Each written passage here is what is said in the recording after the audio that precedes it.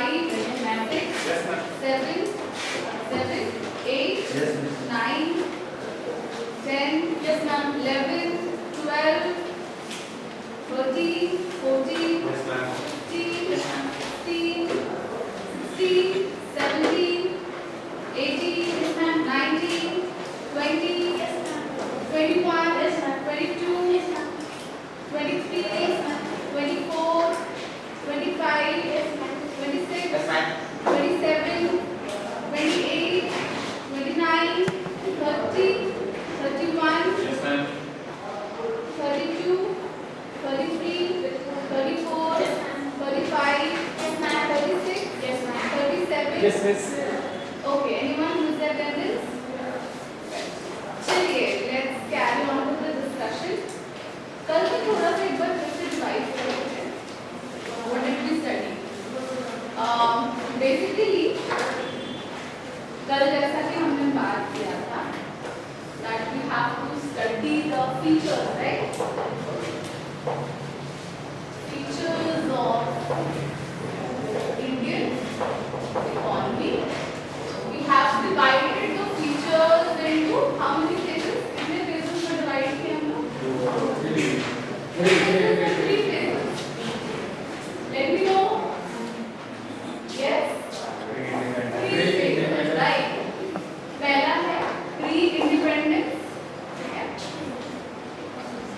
और you can say 1947 से पहले, या हिंदी में कहोगे तो स्वतंत्रता से पूर्व, ठीक है? Before 1947.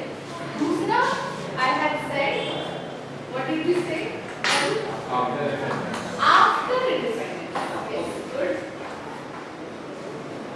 After independence, that is 1947. Yeah, उसके बाद फिर after 1947. And the third one we said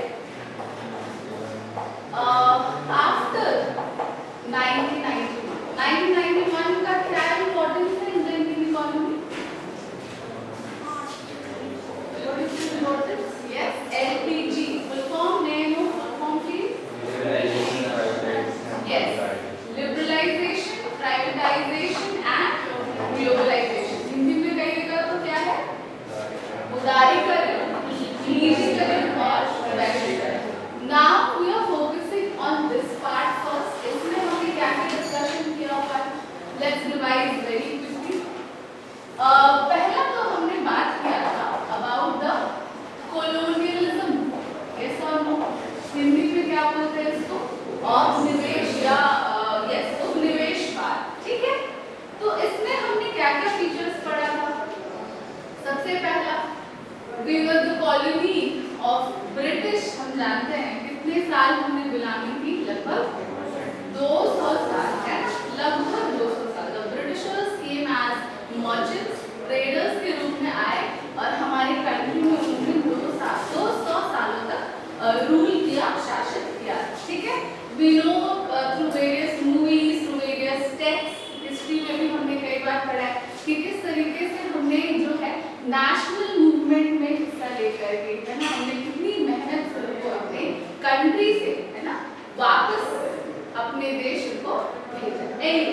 तो क्या क्या फीचर्स हमने पढ़ा था? फर्स्ट वी सेड कि किस तरीके से वो कच्चे माल या रॉ मटेरियल्स को अपनी कंट्री लेके जा रहे हैं, है ना? रॉ मटेरियल्स बोलिएगा तो क्या क्या चीजें हैं? खनिज संपदा है ना, मिनरल्स है, बहुत सारी चीजें वो हमारे कंट्री से लेके जा रहे थे, भारत से लेके जा रहे थे. और भारत को बदले में वो क्या दे रहे थे?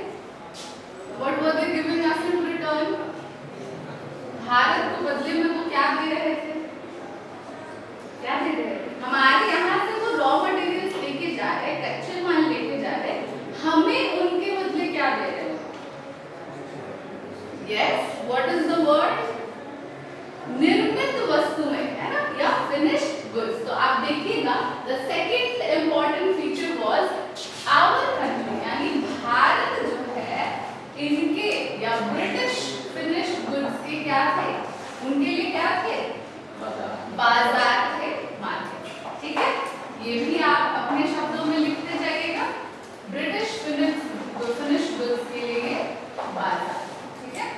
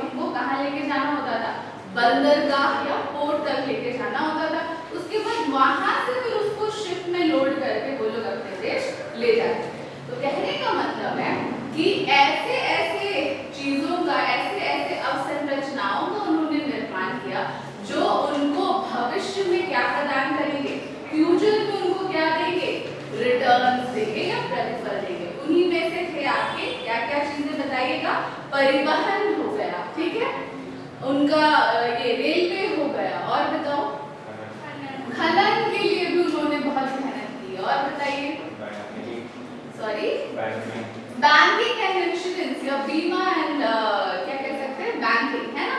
अब देखिए तो बहुत सारे बैंक्स उन्होंने एस्टैब्लिश किया था, ठीक है, ताकि उनका बेनिफिट हो सके। और बताओ फिर आप देखिएगा किस तरीके से ऐसे ऐसे क्रॉप्स लाए गए जिनका कमर्शियल लेवल पे या व्यावसायिक स्तर पे खेती किया जा सकता है। जैसे हमने पढ़ा है ना, यस, चाय, कॉफी, रबर, ये सारे क्या है, प्लांटेशन क्रॉप्स है, बागान फसल है ना, जिनको उत्पादित करके ये ब्रिटिशर्स जो है क्या कर सकते थे, मुनाफा कमा सकते थे, ठीक है। Anything we are missing? Yes, banking का जो हिंदी में क्या होता है, बैंक का हिंदी बैंक ही हम लोग कहते हैं, ठीक है।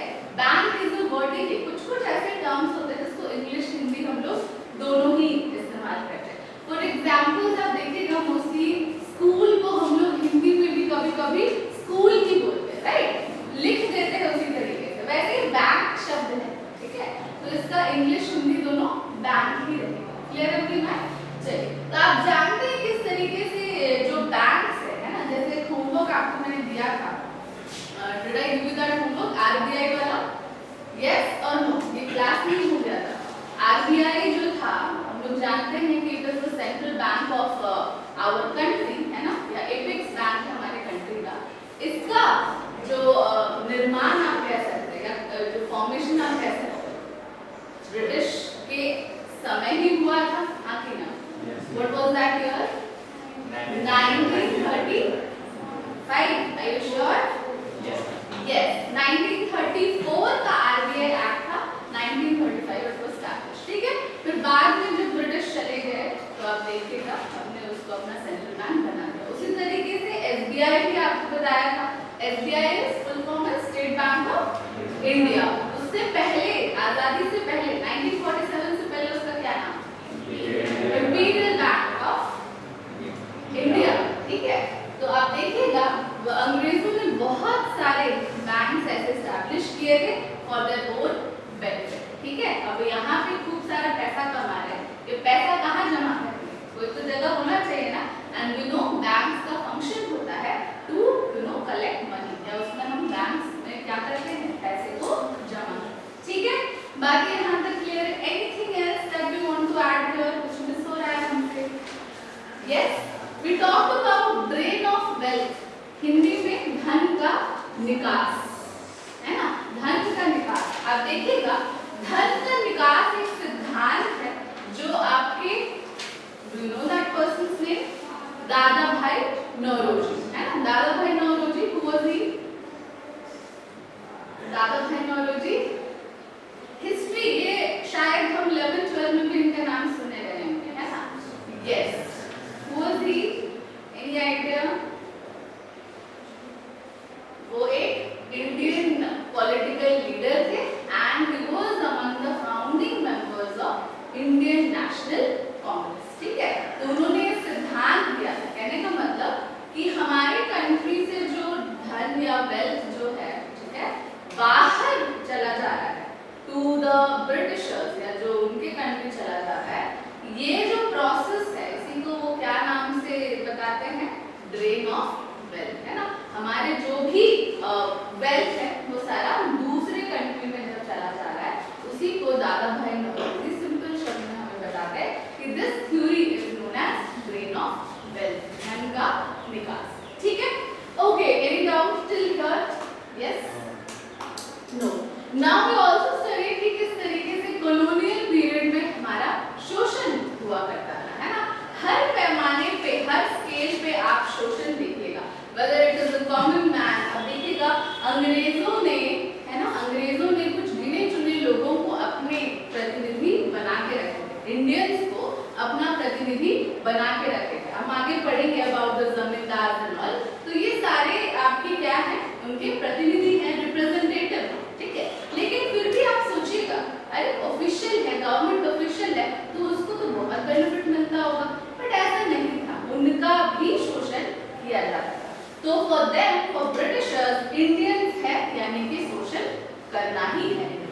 ठीक है, आप चाहे किसी भी रैंक पे बैठिए, ठीक है, अंडरस्टूड एवरीवन। चलो आगे बढ़ते हैं। The important characteristic, second important characteristic of pre independence era is semi feudalism. ठीक है, ये हेडिंग आपने लिखा था अर्ध सामंतवाद, है ना। उससे पहले मैं आपको 3 प्रथाओं के बारे में बताना चाहूंगी। आप जानते हैं कि हम किस तरीके से या जो कृषक थे वो किस तरीके से भूमि राजस्व या इसको साधारण शब्दों में लगान या रेंट भी कहते हैं। तो 3 प्रणालियां थी, 3 सिस्टम्स थे जिसके तहत जो कृषक थे उनको देना पड़ता था भूमि राजस्व या लैंड रेवेन्यू इनको ब्रिटिशर्स को। तो उसको पहले एक बार देख लेते हैं and then will talk about the अर्ध सामंतवाद। ठीक है,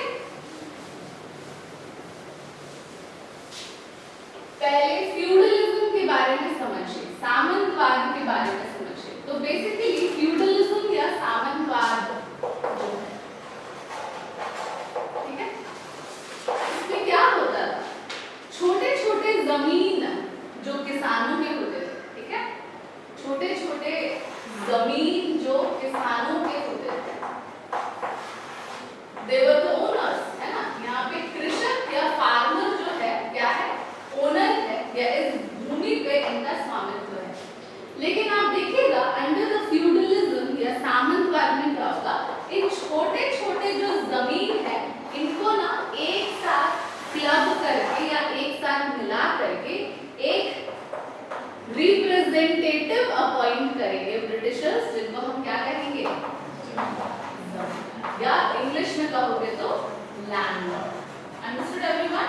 तो ये जो लैंडलॉर्ड का जो कॉन्सेप्ट होता था, जमींदारों का जो कॉन्सेप्ट होता था, it comes under this feudalism या सामंतवाद। हिंदी में क्या कहोगे, सामंतवाद। ठीक है, पहले सामंतवाद समझिए फिर हम अर्ध सामंतवाद में जाएंगे।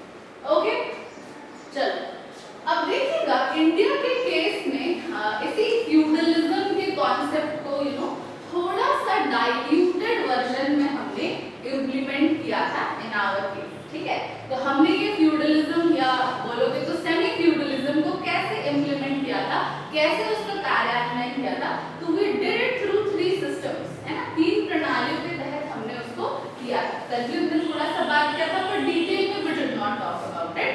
पहला था जमींदारी प्रथा, है ना, जिसको परमानेंट सेटलमेंट सिस्टम भी कहते थे। ठीक है, तो राइटिंग पहला था परमानेंट सेटलमेंट सिस्टम या जमींदारी प्रथा या जमींदारी सिस्टम। या लिखिएगा प्लीज।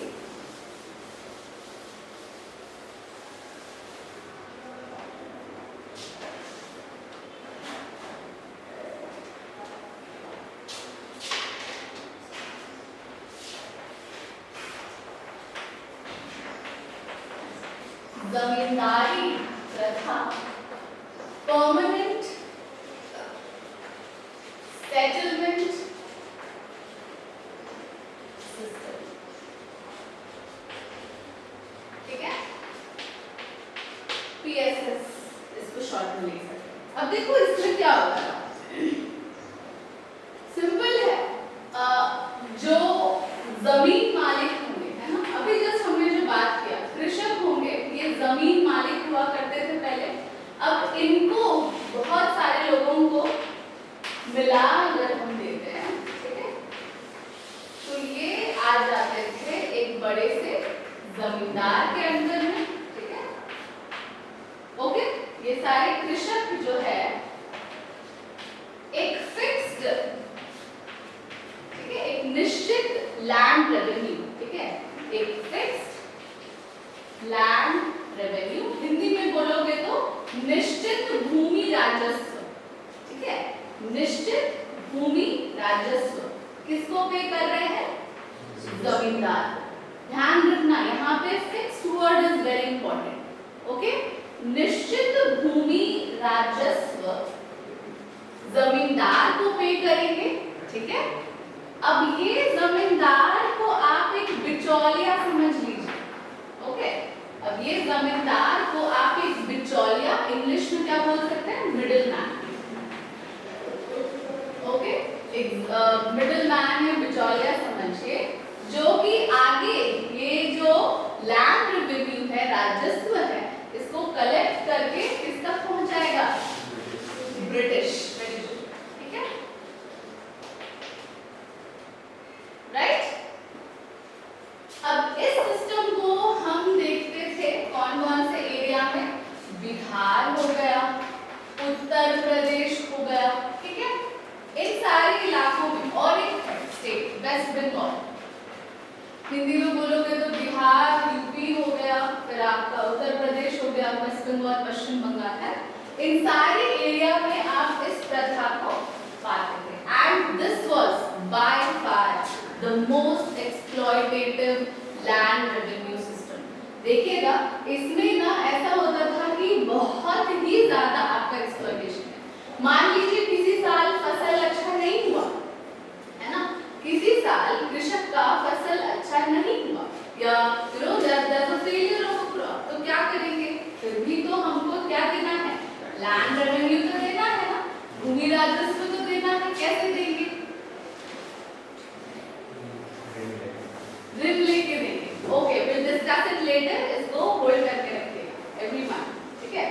बस इतना समझ लो कि हाँ, कुछ तो उपाय करना होगा, देना पड़ेगा।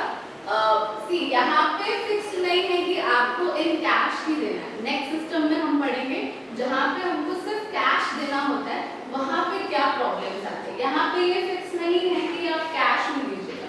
There was a liberty कि you could have given some kind of things या crops आप उनको दे सकते हैं, ठीक है। Anyway, is this clear to everyone? Yes. चलो नेक्स्ट जो प्रथा थी, that is your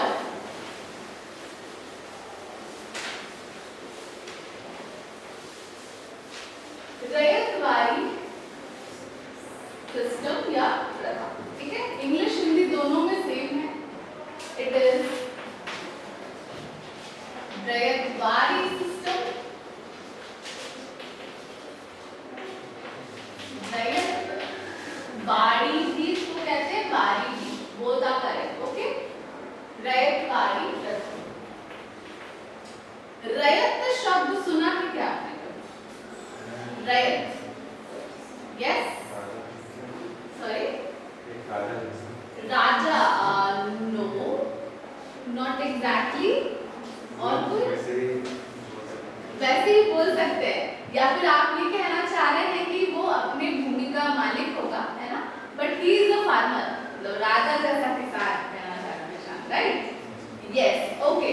तो बेसिकली रैयत जो होता है ना, रैयत जो होता है, he is kind of a किसान, he is kind of a farmer, जिसके पास खुद का जमीन है, ओके, खुद का जमीन है, और he is the owner of the land, people say, okay, या ownership of land जो है किसान के पास। अब देखिएगा, ये जो रैयतवाड़ी प्रथा है, इसमें कहीं ना कहीं you could say कि डायरेक्ट टैक्स जैसा सिस्टम है।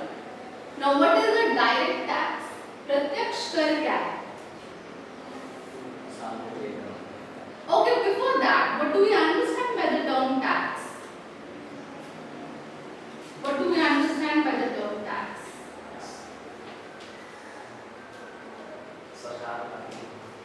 सरकार को जाता है, या बट वो टाइप में आता है, ठीक है। उससे पहले आप मुझे परिभाषा दीजिए, कर क्या हो सकता है?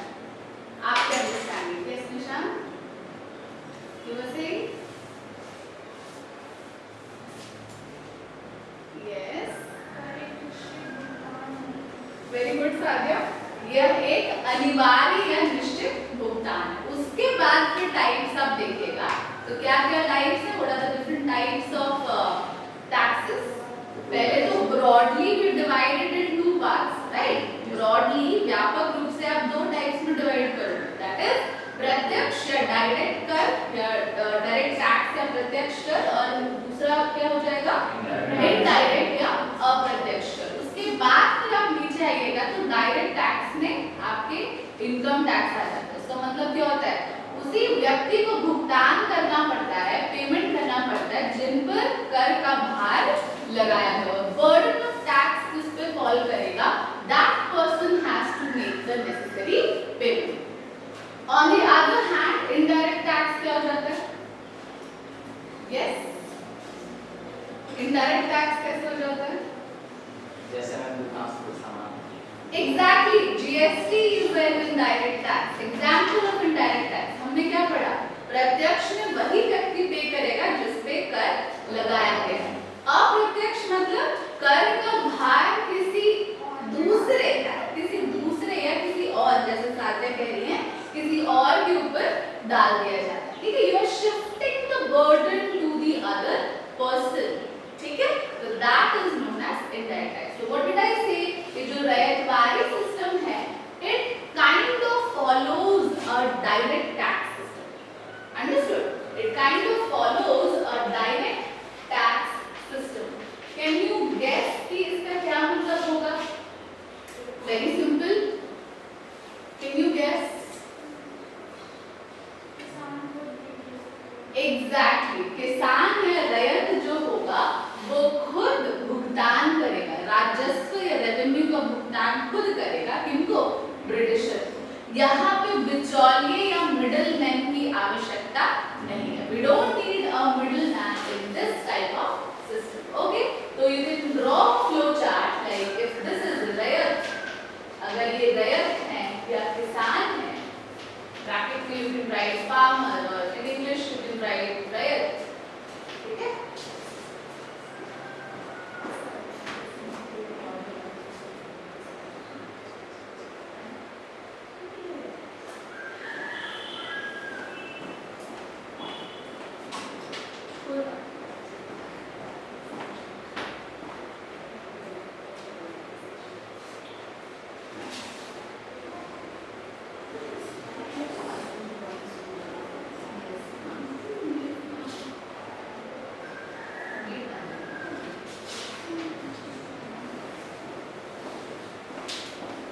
Right, let's continue.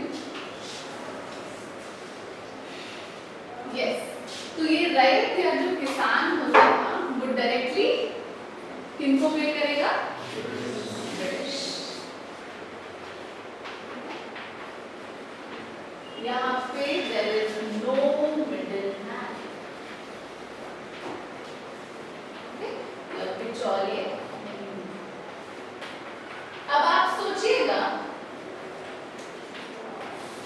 okay, one more thing that I'm missing here since we lost that flow, तो आप ये समझ लीजिए कि ये जो रैयत है उसको भुगतान नकद में करना होगा। मोस्टली किसमें करना होगा? नकद, कैश। ठीक है,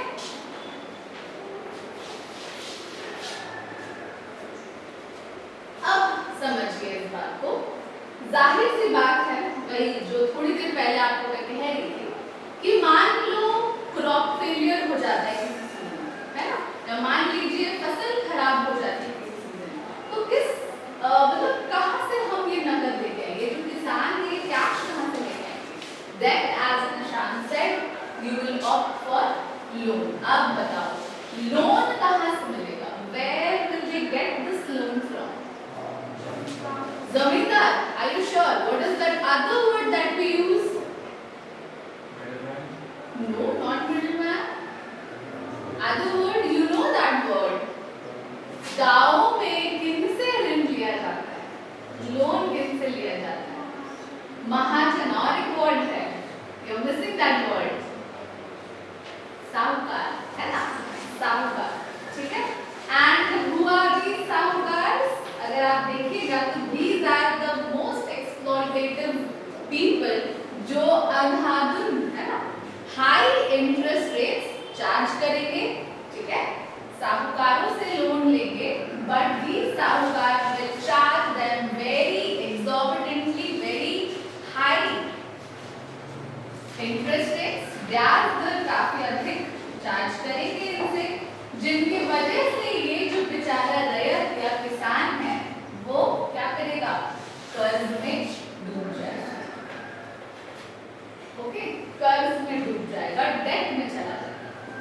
तो you might think that is it not a good thing कि हम डायरेक्ट टैक्स दे रहे हैं, है ना, सीधे जाके ब्रिटिश को जमा कर दे रहे हैं। Is it not a good thing? हमको ये जमींदार जैसे बिचौलिए हमको परेशान भी नहीं कर रहे, but if you see the depth of it, है ना, अगर आप इस चीज को गहराई से समझिएगा तो कहीं ना कहीं this method is also very exploitative, है ना, जहां पे साहूकार आ जा रहे हैं, ठीक है, that system becomes a lot more exploitative, ठीक है, understood everyone?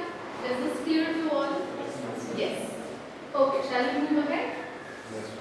Okay. The next system is Mahalwadi.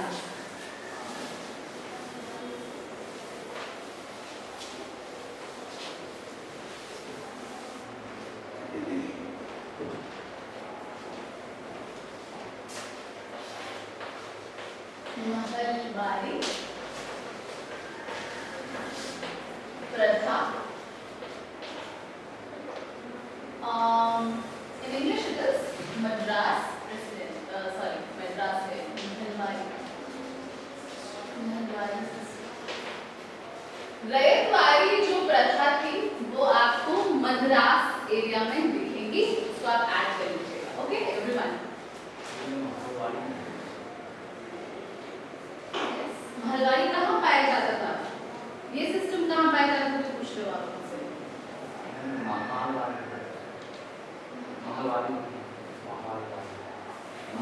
English में इट इज ए, ठीक है, महलवाड़ी.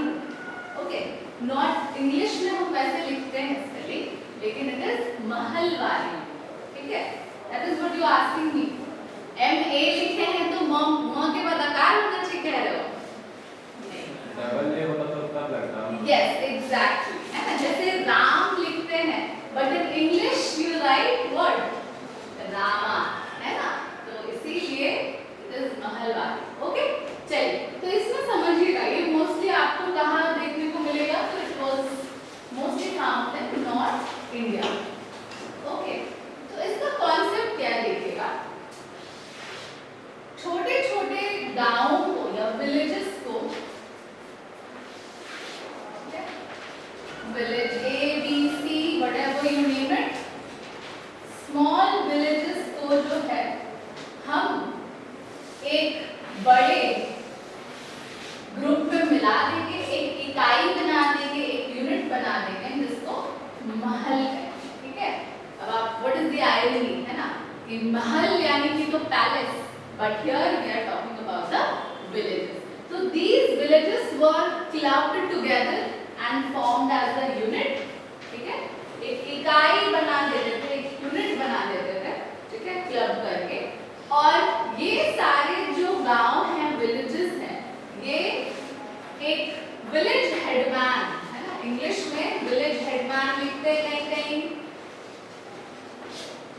ओके, इसका जो टर्म था दैट इज योर लंबरदार.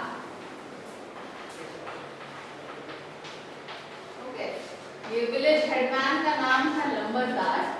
इसको जमा करते थे विलेजेस सारे, क्या जमा करेंगे, लैंड रेवेन्यू, और ये इंटर्न जाकर के किसको जमा कर देगा, British. Clear everyone? Same like the settlement system only, permanent settlement system only, लेकिन क्या डिफरेंस है, ये जो लैंड रेवेन्यू है ये फ्लेक्सिबल हो सकता था, लेकिन जमींदारी प्रथा में एज यू सॉ कि it was the fixed land revenue. Okay, clear everyone? Yes, let me know. Okay, great. चलिए, anybody has any doubt with here? आगे अगर नहीं है तो लेट्स मूव फॉरवर्ड. तो ये सारे सिस्टम्स को आप माइंड में रखिएगा, है ना. तो जब भी हम सेमी फ्यूडलिज्म की बात करेंगे या सेमी फ्यूडल इकोनॉमी की बात करेंगे तो देख लेगा, है ना, इम्प्लीमेंटेशन या कार्यान्वयन इन सारे प्रथाओं के द्वारा किया गया. अब सेमी फ्यूडलिज्म का क्या इंपॉर्टेंट कैरेक्टरिस्टिक था? सबसे पहला, जो किसान थे, जो फार्मर्स थे, वो अपने ही जमीन पे क्या बन गए थे, किराएदार बन गए. ठीक है, you can write it down that the farmer who once owned the land. ठीक है, the farmer who once owned the land become a tenant on his own land. Clear? Hindi में कहिएगा, तो जो किसान एक समय पर जमीन मालिक हुआ करते थे, वह अब किराएदार या खुद के जमीन पर किराएदार बन चुके थे. ठीक है? That is the first point.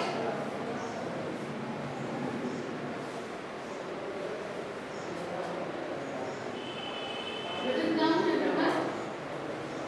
Second point था कि जमींदार अचानक कभी भी किराया बढ़ा देते थे या लगान को कभी भी अचानक बढ़ा दिया जाता. ठीक है?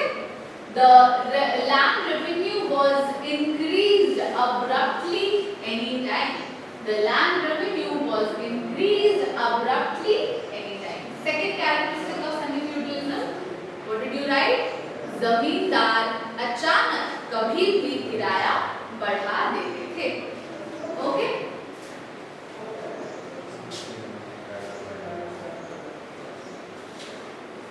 अब एक और चीज समझ लीजिए, जैसे किसान जो थे, है ना, आप जानते होंगे कि किसान का जंगलों से जुड़ाव काफी ज्यादा अधिक होता है. They are dependent on the forest for their livelihood. या आप कह सकते हैं जब फसल का समय नहीं है या जो ऑफ सीजन जिसको हम कहते हैं, जब हम खेती नहीं कर रहे हैं, तो what is the farmer doing? वो other sources of livelihood में लगा हुआ है. For example, what can be the other sources of livelihood for the farmer? Lakh हो सकता है. ठीक है, वेरी गुड. इस एरिया से आप जोड़ के बोल रहे हो. या आप कह सकते हो कि हम जंगलों से चीजें निकाल करके बेच रहे हैं, है ना, या फॉरेस्ट प्रोडक्ट्स को बेच रहे हैं. फिर आप देखिएगा मत्स्य पालन भी बहुत लोग करते हैं, है ना, फिशरीज पे भी हम लोग डिपेंडेंट हैं. तो उस समय देखोगे कि जो किसान, है ना, जो किसान ये अदर सोर्सेज ऑफ लाइवलीहुड से अपना पेट पाल रहे हैं या फिर अपना इनकम ला रहे हैं, those type of farmers were charged higher rates of land revenue. ठीक है, या उनसे अधिक किराया लिया जाता. ठीक है, तो write it down as a point in your own words. If a farmer had some other source of livelihood,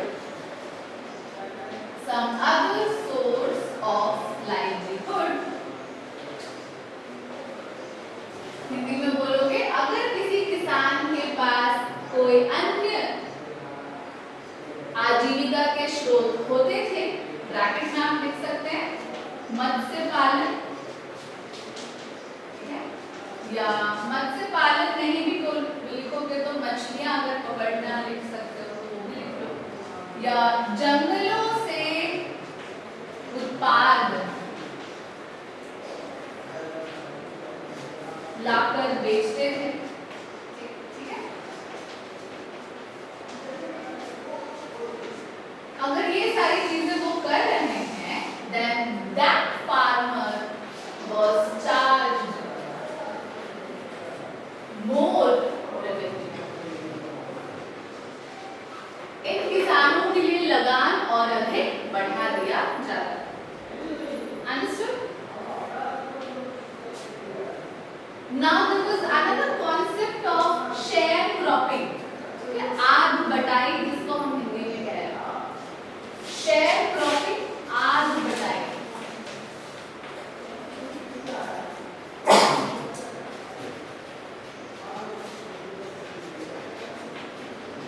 इसको साधारण बोलचाल की भाषा में अभी भी हम लोग इस्तेमाल करते हैं, बोलते हैं ना, क्या बोलते हैं, साझा. Everyone, yes, साझा.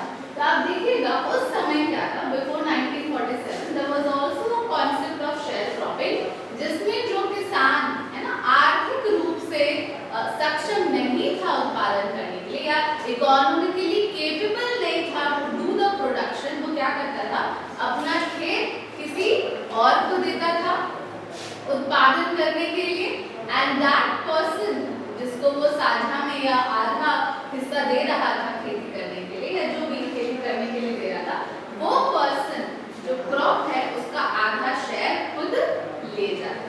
अंडरस्टूड? दोबारा बताओ, मान लीजिए कोई किसान इकोनॉमिकली अच्छा नहीं कर पा रहा, उसके पास संसाधन खरीदने के पैसे नहीं, खेती करने के लिए भी संसाधन चाहिए ना, रिसोर्सेज चाहिए ना, राइट? जो आप इनपुट्स लगाते हो उसको कुछ ना कुछ हमको खरीदना पड़ेगा। मान लो ऐसा नहीं कर पा रहा है वो किसान, तो देयर वाज अ सिस्टम जिसमें वो क्या करता था, किसी और को अपना खेत दे देता था टू डू द ये प्रोडक्शन, और वो जो इंसान लिया है उनसे खेत, वो क्या करेगा, आफ्टर प्रोडक्शन वो अपना हिस्सा, हाफ द शेयर को क्या कर लेगा, ले जाएगा। ठीक है, तो अदर थिंग क्या हो गया यहाँ पे, फिर से वो बेचारा किसान लॉस में चला गया। ठीक है, तो that was another exploitative thing that happened during the क्या बोलेंगे, colonial period before 1947. Okay, चलिए next. Yes, there is this concept of बेगार। बेकार नहीं, बेगार। सेमी फ्यूडलिज्म में एक और चीज होता था, that was बेगार। Have you heard of this term? Yes. बेकार, बेकार नहीं, बेगार। ठीक है, इंग्लिश हिंदी दोनों में बेगार है। देखिएगा, सिंस वी स्टडी कि किस तरीके से जमींदार जो थे किसानों को एक्सप्लॉइट कर रहे थे, राइट, है ना? तो ये वही जमींदार है। अब एक्सप्लॉइट करना इन द सेंस कि ऑब्वियसली लैंड रेवेन्यू उनसे ज्यादा ले रहे थे, लेकिन अगर आप देखिएगा ना तो ऑल ओवर द लाइफ में उनको वो एक्सप्लॉइट कर रहे हैं, ओवरऑल सेंस में उनको एक्सप्लॉइट कर रहे हैं। ठीक है, मान लीजिए जमींदार के घर में कोई शादी है या कोई फंक्शन है, उसने किसान को बुला लिए, खूब दम भर के काम करा लिए, कायदे से तो पैसा देना चाहिए था ना, क्या किए, पैसा उनको नहीं दिया और बोले जाओ तुम्हारा लगान हम माफ करेंगे, लेकिन झूठ बोले, अगले टाइम उसे और ज्यादा क्या करते हैं, लगान देते। तो ये जो बेगार है, दिस सिंपली मींस कि आप क्या करा रहे हैं उनसे, फोर्स्ड लेबर करा रहे हैं, जबरदस्ती आप उनसे काम करा रहे हैं, for which you are not giving that person any payment. ठीक है, विदाउट पेमेंट आप फोर्स लेबर करा, बिना भुगतान के आप जबरदस्ती श्रम कराएंगे, तो इसे हम क्या कहते हैं, बेगार। अंडरस्टूड?